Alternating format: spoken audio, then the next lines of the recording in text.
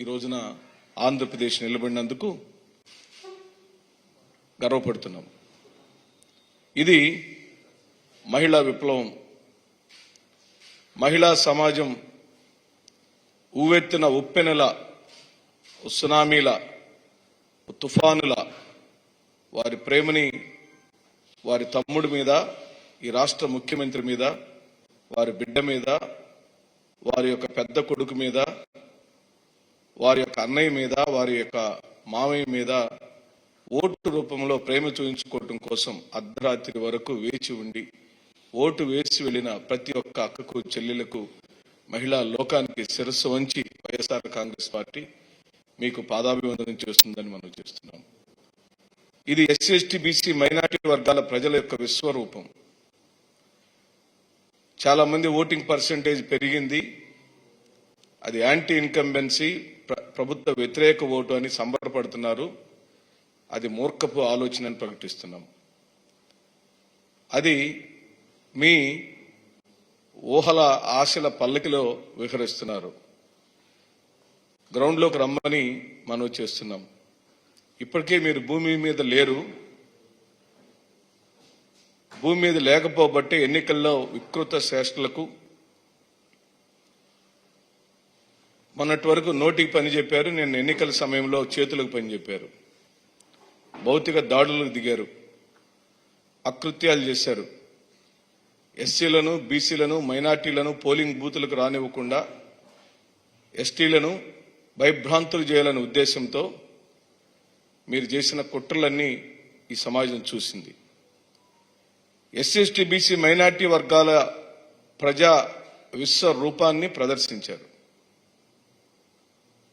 దాన్ని చూసి మీరు ప్రజా వ్యతిరేకతని, ప్రభుత్వ వ్యతిరేకతని భ్రమిస్తే ఆ భ్రమంలో నుంచి బయటకు వచ్చి బూతుల వారీగా ఆ బూతుల్లో ఉన్న వర్గాలు, ఆ వర్గాలలో ఎవరికి ఎంత ఓటింగ్ పర్సెంటేజ్ జరిగింది అనేది పెన్ను పేపర్ తీసుకుని లెక్కలేసుకుంటే మీ మైండ్లు బ్లాక్ అవుతాయి. ఈ రాష్ట్రానికి మళ్లీ కాబోయే ముఖ్యమంత్రి శ్రీ వైఎస్ జగన్మోహన్ రెడ్డి గారు అనే విషయం సవినయంగా ఈ ఆంధ్ర రాష్ట్ర ప్రజలందరి యొక్క తరపున వైఎస్ఆర్ కాంగ్రెస్ పార్టీ ప్రకటిస్తూ, దేశంలోనే చరిత్ర కలిగిన పోల్ పర్సెంటేజ్ ఎందుకు పెరిగిందని ఆలోచిద్దాం. ఈ నిమ్న వర్గాలకు జరిగిన న్యాయం, ఒక సమర్థుడైన న్యాయమైన ధర్మ పరిపాలన చేస్తే ఏ దళారీ వ్యవస్థ లేకుండా పంపిణీ వ్యవస్థని చిట్ట చివరి గ్రామాల్లోని చిట్ట చివరి ఇంటికి, చిట్ట చివరి చేతికి ఏ మధ్య దళారీ లేకుండా డీబీటీ సిస్టమ్ ద్వారా 2,35,000 కోట్ల రూపాయల డబ్బులను ప్రజల చేతికి అందిస్తే ఆ ప్రజలు తిరిగి వారు ఖడ్గాన్ని తీసుకొని చీల్చి చెండాడారు. ప్రజాస్వామ్యం ప్రజ్వడిల్లింది ఆంధ్ర రాష్ట్రంలో. ప్రజా చైతన్యం ఓటు రూపంలోకి వచ్చింది రోడ్డు మీదకి. ఉదయాన్నే 6:30కి 7 గంటలకి వృద్ధులు, మహిళలు, వికలాంగులు, ఏ ఆసరా లేని ఒంటరి మహిళలు బారుల్లో నిలబడి ఓటు వేయటం కోసం నిలబడిన విధానం చూసినప్పుడు మాకు చాలా అబ్బురం కలిగింది. ఇది ప్రజాస్వామ్య విజయం.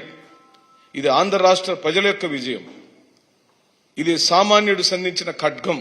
ఆ ఖడ్గానికి 2 అంచులు కలిగిన ఖడ్గంతో ఈ రోజున అధికార వ్యవస్థని, ఎన్నికల ప్రక్రియని భయంతో, కొట్లాట్లతో, మారణ కాండలతో, గొడ్డలతో ఆపాలని చూసిన ప్రతి ఒక్క ప్రజా వ్యతిరేకికి, ప్రజాస్వామ్య వ్యతిరేకవాదులకు ఇది గొడ్డలు పెట్టుగా మేము ప్రకటిస్తున్నాం. నేనేం మిమ్మల్ని అడగటల్లా, మీరు ఈ రాష్ట్రానికి ఏం చేశారని ప్రజలు వచ్చి మీకు ఓట్లేస్తారు? ఈ రాష్ట్రానికి మేలు చేసిన వాడు, ఈ రాష్ట్రంలోని అత్యధిక జనాభా కలిగిన ఎస్సీలకు, ఎస్టీలకు, బీసీలకు, మైనార్టీలకు, పెద్ద కులాలను చెప్పుకుంటున్న వారిలోని పేదవాళ్లకు, అనగా కమ్మవారికి, రెడ్డి గారికి, క్షత్రియులకు, బ్రాహ్మణులకు, వైశ్యులకు, కాపులకు ఈ రోజున ఈబీసీ నేస్తం ఇచ్చిన మహానుభావుడు, కాపు నేస్తం ఇచ్చిన మహానుభావుడు. అలాంటి ఆయనకు ఓటేయటానికి బారులు తీరారయ్యా. మీరేమో దాన్ని పార్టీల పరంగా కొలుస్తున్నారు. మేమైతే ప్రజల యొక్క అంతరాత్మ ప్రబోధానుసారంగా కొలుస్తున్నాం. ఏ చేతితో అయితే ఈ రోజున డీబీటీ సిస్టమ్ ద్వారా లబ్ధి పొందారో ఆ లబ్ధిదారుడు తిరిగి న్యాయం చేయడానికి వచ్చేదానికి ఎవరి యొక్క ప్రమేయం లేదు, ఎవరి యొక్క ప్రోద్బలం లేదు, మీ యొక్క ఎలాంటి బెదిరింపులకు లొంగలేదు. అందుకే మీరు ప్రత్యేకంగా ఎస్సీ బూతుల మీద దాడులు చేశారు. బీసీల ఓటు ఎక్కడుందో అక్కడ దాడులు చేశారు. మైనార్టీలు ఎక్కడ ఓటింగ్కి వస్తున్నారో అక్కడ దాడులు చేశారు. ఎస్టీస్ అనగా షెడ్యూల్డ్ ట్రైబ్స్ కొండల్లో కోనల్లో ఉండే మైదాన ప్రాంతంలో ఉండే ఎరుకుల యానాది కులస్తులను, కోయ జాతి కులస్తులను ఓటింగ్ రానికుండా పూర్తిగా మీరు ఆధిపత్య రాజకీయాలను పోలింగ్ బూతుల్లో ప్రదర్శించారు. నా దగ్గర వీడియో విట్నెస్లు నేను మనవి చేస్తున్నా. నాకే స్వయ అనుభవం అయింది. నేను రీజనల్ కోఆర్డినేటర్గా, సిట్టింగ్ ఎమ్మెల్యేగా ప్రకాశం జిల్లాలో బూతుల దగ్గర పోలింగ్ ఎలా జరుగుతుందని మేము ఫోన్ల ద్వారా ఎంక్వైరీ చేస్తుంటే, ఫలానా ఎర్రగొండపాలెం నియోజకవర్గం, ఎర్రగొండపాలెం మండలం, వీరభద్రాపురం అనే విలేజ్లో షెడ్యూల్డ్ ట్రైబల్స్ సంబంధించిన పోలింగ్ బూత్లో పూర్తిగా అగ్రవర్ణ పెద్దలు, ఆ గ్రామానికి సంబంధించిన గద్దలు పోలింగ్ బూత్ మొత్తాన్ని ఆక్రమించుకొని ఆ పేదవాళ్లనైన ఎస్టీ కోయ జాతి వాళ్లను, ఎరుకుల యానాది కులస్తులను పోలింగ్ బూత్లోకి రానివ్వకుండా ఎలా ఉన్నారో మీకు చూపిస్తాను నా ప్రెస్ మీట్ చివరిలో. మీరే న్యాయ నిర్ణేతలు కదా, ఇప్పటికే మీరు తీర్పు ఇచ్చేశారు. ఇది కేవలం Telugu Desam party, Janasena party, BJP party కుయుక్తి కుమ్మక్కు రాజకీయాల పరాకాష్ఠగా మేము ప్రకటిస్తున్నాం. అధికారం కోసం, అధికారమే పరమావధిగా అధికారం చేపట్టడం కోసం ఈ రాష్ట్రంలోని అత్యధిక జనాభా కలిగిన ఎస్సీలను, ఎస్టీలను, బీసీలు, మైనార్టీ జాతులను భయభ్రాంతులు చేసి మీరు ఓటు వేయించుకోవాలని మీరు అనుకున్నారు. కానీ జూన్ 4వ తారీఖు నాడు ఉదయం సరిగ్గా 11 గంటలకు దిక్కులు పిక్కటిల్లేలాగా మళ్లీ ఆంధ్ర రాష్ట్రానికి వైఎస్ జగన్మోహన్ రెడ్డి ముఖ్యమంత్రి అని ప్రజల యొక్క తీర్పులు ఆ రోజున ఈవీఎంలో నుంచి వస్తుంటే మీకు దిమ్మ తిరిగి మైండ్ బ్లాక్ అయి బొమ్మ కనపడుతుందని చెప్పి ప్రకటిస్తున్నాం. మీరు ఊహాజనితమైన లోకంలో మీరు భయపెడితే ఓటు రాలేదని, ఓటర్ రాకూడదని, బూతుల్లోకి రాకూడదని, ఆ బూతులు మీరు ఆక్రమించి రిగ్గింగ్లు చేయాలని మీరు చేసిన ప్రతి కుట్రలు పల్నాడు జిల్లాలో కొత్త గణేశన్పాడులో కాసు మహేష్ రెడ్డి గారి మీద దాడి చేయడానికి ట్రై చేశారు. ఆ ఎంపీ గారైన అనిల్ కుమార్ గారి మీద దాడి చేయడానికి ట్రై చేశారు. స్వయాన మా జిల్లా అధ్యక్షులు, పల్నాడు జిల్లా అధ్యక్షులు పిన్నెల్లి రామకృష్ణారెడ్డి గారి కొడుకుని తల పగలగొట్టేశారు. అమ్మటి రాంబాబు గారి మీద దాడి చేయాలని ట్రై చేశారు. చెవిరెడ్డి భాస్కర్ రెడ్డి గారి మీద దాడి చేయాలని ట్రై చేశారు.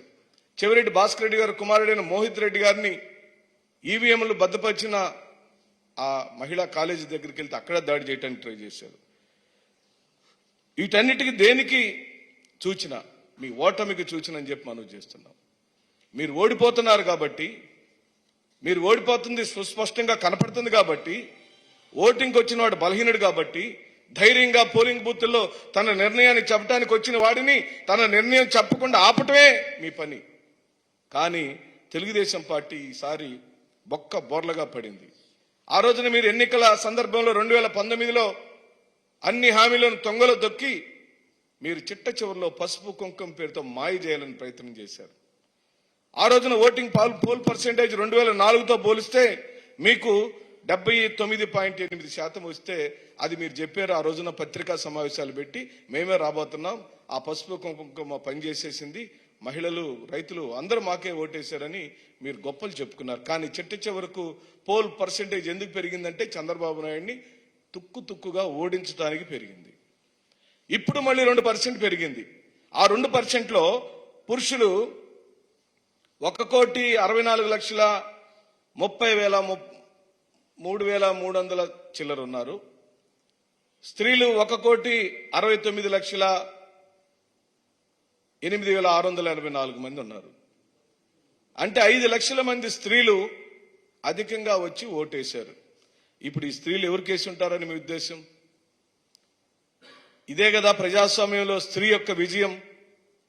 ఏ అన్నయ్య, ఏ తమ్ముడు, ఏ కొడుకు, ఏ మనముడు ఆదరించాడో, అన్నం పెట్టాడో, పథకాల పేరుతో ఈ రోజున ఆసరా, చేయూత, అమ్మఒడి, 0 వడ్డీ రుణాలు, మరి ఇళ్ల పట్టాలు, కట్టించిన ఇళ్లు అన్ని అక్క చెల్లెమ్మలకే అని చెప్పి పదే పదే నా ఎస్సీలు, నా ఎస్టీలు, నా బీసీలు, నా మైనార్టీలని చెప్పిన మాటని సక్రమంగా నిలబెట్టుకున్న ఓ గౌరవప్రదమైన ముఖ్యమంత్రి స్థానంలో ఉన్న వ్యక్తి మీద మీరు చేసిన మాటల దాడి సమాజం చూడకుండా ఉందనుకున్నారా? ఆ వ్యక్తి మీద మీరు చేసిన భౌతిక దాడులు ఈ సమాజం చూడకుండా ఊరుకుందనుకున్నారా? ఆ ఒక్కడే ఒంటరివాణ్ణి చేయాలని కుటుంబంలో చిచ్చుపెట్టి కన్న చెల్లెల్ని, తోడబుట్టిన చెల్లెల్ని మీ వైపు లాక్కొని మీరు చేసిన వికృత రాజకీయ క్రీడని ఈ సమాజం చూడలేదనుకున్నారా? మీరందరూ కట్టకట్టుకొని వచ్చి ఢిల్లీ సహాయం తీసుకొని అధికారులు మార్చి అడ్మినిస్ట్రేషన్ మీ చేతిలోకి తీసుకొని పోలీస్ ఆఫీసర్లు కూడా మార్చేసి స్వయాన డీజీపీ గారిని మార్చేసి ఎన్నికల ప్రక్రియని పూర్తిగా మీ అదుపులో తీసుకోవాలనుకునే ప్రక్రియ ఈ సమాజం చూడలేదనుకున్నారా? చూశాం, అన్నీ చూశాం. మీరు చేసిన పోలీసు మార్పులు, మీరు చేసిన కుటుంబ చీలిక రాజకీయం, మీరు చేసిన వికృత ప్రచారం, మీ పత్రికలో మీరు రాసిన ప్రతి ఒక్క ఆర్టికల్ని ఈ సమాజంలోని 80% మంది SC, ST, BC, minority voter మహాశయులు గుండెల్లోకి తీసుకున్నారు, కడుపులో పెట్టుకున్నారు. కానీ నిర్ణయం వచ్చిన రోజున మీకు దిమ్మ తిరిగే రిజల్ట్ ఇవ్వాలనుకున్నారు. అదే ఈ రోజున 81% పోల్ పర్సెంటేజ్ ఈ భారతదేశంలో మొట్టమొదటి స్థానంలో ఆంధ్రప్రదేశ్ నిలిచిందంటే కేవలం జగన్మోహన్ రెడ్డి అనే మహానుభావుడు న్యాయ ధర్మ పరిపాలనతో. ఏ కడుపుకు ఆకలైందో, ఎక్కడ ఇల్లు కావాలో, ఎక్కడ ఇంటి స్థలం కావాలో, ఎక్కడ అమ్మఒడి కావాలో, ఎక్కడ చదువులు కావాలో, ఎక్కడ బడులను నాడు నేడు పేరుతో స్కూళ్లను డెవలప్మెంట్ చేయాలో ఒక మనసున్న మనిషిగా, రాజశేఖర రెడ్డి గారి ప్రియ కుమారుడిగా ఈ రోజున సుపరిపాలన అందించాడు. అందుకనే ప్రజలు పోటెత్తారు. మహిళా లోకం విశ్వరూపం చూపించింది. మరి ముఖ్యంగా ఎస్సీలు, ఎస్టీలు, బీసీలు. ఏమయ్యా, మేము ఈ సమాజంలో 80% పైచిలుకున్న ఎస్సీ, ఎస్టీ, బీసీ, మైనార్టీల యొక్క రాజకీయ చైతన్య విప్లవం జరిగిందయ్యా ఆంధ్రప్రదేశ్ లో. మీకోసం ఓటేయడానికో, ప్రభుత్వం మీద వ్యతిరేకంగా ఓటేయడానికో కాదయ్యా, జగన్మోహన్ రెడ్డి గారిని మళ్లీ ముఖ్యమంత్రిని చేసుకోవాలనే ధర్మ నిర్దేశం కోసం వచ్చారు. రోడ్డు మీదకి వచ్చారు. నువ్వు భయపెట్టిన ఆగలేదు, నువ్వు బాంబులేసిన ఆగలేదు, నువ్వు గండ్రగొడ్లు తీసుకొచ్చిన ఆగలేదు, నువ్వు కత్తులు తీసుకున్నా, కటార్లు వచ్చినా, రౌడీలు వచ్చినా, గోండాలు వచ్చినా వాళ్ళు చేయాలనుకున్న తీర్పుని నిన్న 13వ తారీఖు ఓటర్ మహాశయుడు పోలింగ్ బూత్లలో ఓటేశారు. అది జరిగింది. అదే 81%, 86% వచ్చింది.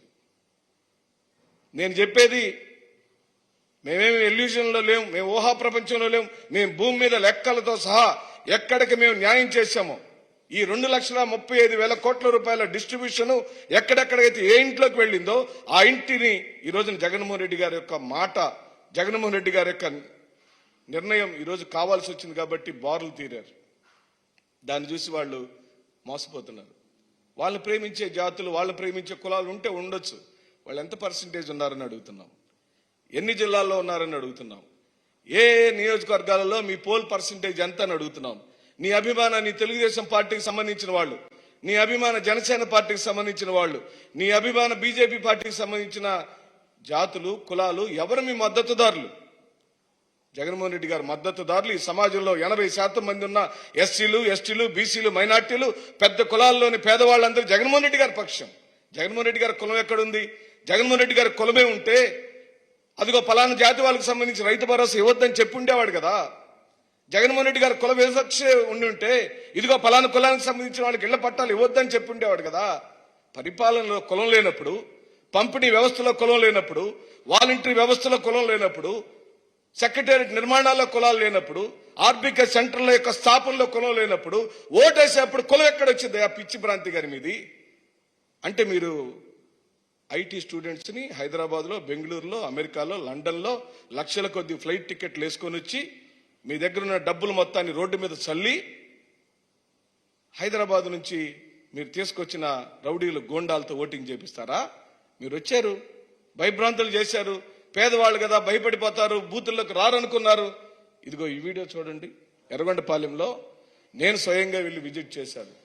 నిన్న ఒక రీజనల్ కోఆర్డినేటర్, డిప్యూటీ రీజనల్ కోఆర్డినేటర్గా, స్థానిక సిట్టింగ్ ఎమ్మెల్యేగా నేను వెళ్లేసరికి ఆ పోలింగ్ బూత్లో ఎర్రగొండపాలెం నియోజకవర్గం, ఎర్రగొండపాలెం మండలం, వీరభద్రాపురం సంబంధించిన బూత్ నెంబర్ 6లో ఎంత దారుణాతి దారుణంగా ఎలా ఉన్నారో ప్రజలు.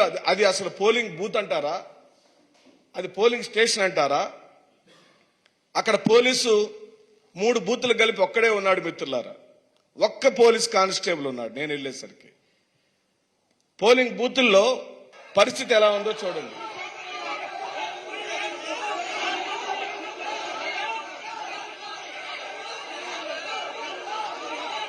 అతను ఒక్కడే ఉన్నాడు.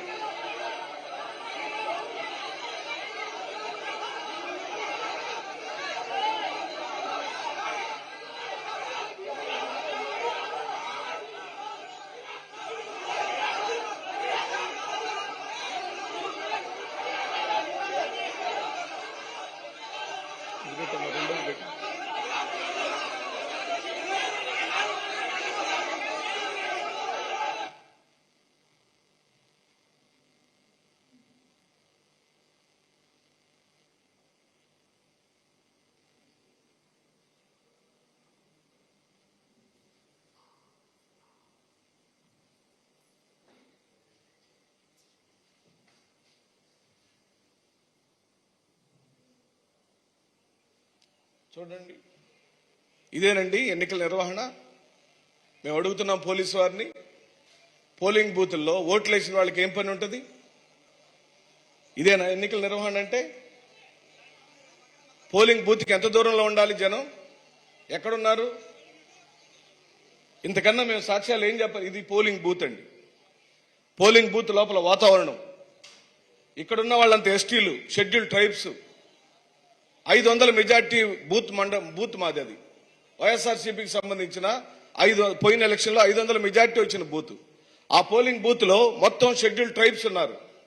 ఆ షెడ్యూల్ ట్రైబ్స్ ని భయభ్రాంతులు చేసి, అది చూడండి, ఎవరు ఓటు వేయాలో ఎందుకు వేయాలో, ఒక ఓటు వేసిన తర్వాత ఆ ఓటర్ బయటకు వచ్చిన తర్వాత రెండో ఓటర్ని క్యూలో నిలబెట్టాల్సిన పరిస్థితుల్లో ఇంత దారుణాతి దారుణంగా ఎన్నికలు నిర్వహించారు.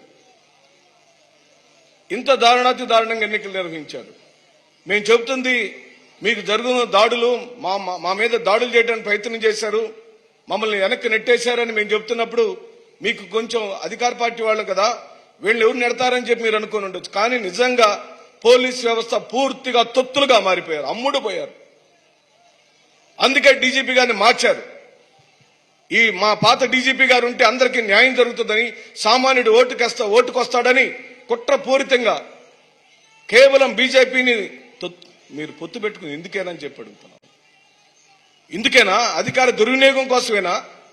జగన్మోహన్ రెడ్డి గారిని న్యాయబద్ధమైన ధర్మమైన పోరాటంలో మీరు గెలవలేరు కాబట్టి ఈ విధంగా చేస్తారా? కానీ ఈ సందర్భంగా మేము మనవి చేస్తున్నాం, మీరు ఎన్ని కుట్రలు చేసినా, ఎన్ని కుతంత్రాలు చేసినా, జూన్ 4వ తారీఖు రాబోయే ప్రజల యొక్క తీర్పులో ఇప్పటికే ప్రజలు ఇచ్చిన తీర్పు నిక్షిప్తమై ఉంది. ఏం మాకు భయం లేదు, మా నాయకుడికి అసలు భయమే లేదు. మేము పనిచేశాం, కష్టపడి పనిచేశాం, ఎలాంటి రాజకీయ వివక్ష లేకుండా పంపిణీ వ్యవస్థని చేశాం, గ్రామాలను అభివృద్ధి చేశాం. ఒక్కొక్క గ్రామంలో సుమారుగా కోట్ల రూపాయల డబ్బులను శాశ్వత భవన నిర్మాణాల కోసం, ఒక ఆర్బీకే సెంటర్, ఒక హెల్త్ సెంటర్, ఒక నాడు నేడు పేరుతో స్కూల్ భవనాలను ఆదుకునించే కార్యక్రమం, సిమెంట్ రోడ్లు, సైడ్ డ్రైన్లు, ప్రతి ఒక్క పనిని శ్రద్ధతో భక్తితో చేసిన మహానుభావుడు. కోవిడ్ మహమ్మారి వచ్చినప్పుడు, భయపడిపోతే, ప్రపంచంతో భయపడిపోతే ఒక్క ఆంధ్ర రాష్ట్ర ముఖ్యమంత్రి మాత్రం తను రివ్యూలు పెట్టుకున్నాడు, ప్రజల యొక్క ప్రాణాలను కాపాడాడు. అందుకే అవన్నీ గుండెల్లో పెట్టుకుని ప్రజానికం ఈ రోజున తీర్పిచ్చారు. మీ పత్రికల్లో రాసిన రాతలను ఎవడు చదవలేదు, ఎవడు మైండ్లోకి తీసుకోలేదు. అసలు కొంతమంది దాన్ని చదివే నాలెడ్జ్ కూడా మా ఓటర్ మహాశయులకు లేదు. నీ పేపర్లో రాసింది ఎవడు చదవరు, కాకపోతే నీ టీవీలు చూస్తారు. మేమైతే ఆ టీవీలు కూడా చూడం, ఎవరు చూడలేదు. ఎందుకంటే తప్పు ఒక్క మారైనా జగన్మోహన్ రెడ్డి గారు ఈ మంచి పని చేశాడని ఈనాడు కానీ, ఆంధ్రజ్యోతి కానీ, లేదా వాళ్ళ టెలివిజన్ టీవీ ఫైవ్లు కానీ చెప్పుండుంటే, అమ్మఒడి బాగుందని చెప్పుండుంటే ప్రజలు నమ్మేవాళ్ళు. ఇళ్ల పట్టాలు 31 లక్షలు ఇచ్చాడు బాగుందని చెప్పుంటే ప్రజలు నమ్మేవాళ్ళు. ఆర్బీకే సెంటర్ పెట్టడం ద్వారా రైతులకు న్యాయం జరుగుతుందని చెప్పుంటే ప్రజలు నమ్మేవాళ్ళు. ఏ ఒక్క రోజు కూడా జగన్మోహన్ రెడ్డి గారి యొక్క పరిపాలన మీద ఒక్క మంచి పనిని అప్రిషియేట్ చేయని మిమ్మల్ని ఎలా నమ్ముతారని మీరు అనుకుంటున్నారు? అందుకే ఈ సందర్భంగా మనవి చేస్తూ జూన్ 4వ తారీఖు వరకు వెయిట్ చేద్దాం. అలాగనే ఇలాంటి పోలింగ్ బూతులను తక్షణమే సీసీ ఫుటేజ్లను తెప్పించుకొని, ఎలక్షన్ కమిషన్ మాకు విశ్వాసం ఉంది, ప్రజాస్వామ్యంలో పరిపాలనా వ్యవస్థ మీద, పోలీస్ వ్యవస్థ మీద ఒక సంపూర్ణ విశ్వాసం ఉంది. కానీ ఈ మారు విశ్వాసం కోల్పోయాం. దయచేసి ప్రతి ఒక్క సీసీ ఫుటేజ్ని పరిశీలించమని ఎలక్షన్ కమిషన్ ని కోరుతూ, అలాగనే మా మీద దాడులు జరిగిన విశేషాలను ఉద్ఘాటిస్తూ మేము డీజీపీ గారికి కంప్లైంట్ ఇచ్చాం. మా నాయకులు అంబటి రాంబాబు గారు, నాని గారు, మేరు నాగార్జున గారు డీజీపీ గారిని కలిశారు, కంప్లైంట్ ఇచ్చాం. మరి ఆధారపూరితమైన కంప్లైంట్ను తీసుకుని తక్షణమే ఓ న్యాయమైన నిర్ణయానికి రమ్మని మనవి చేస్తూ సెలవు తీసుకుంటున్నాం.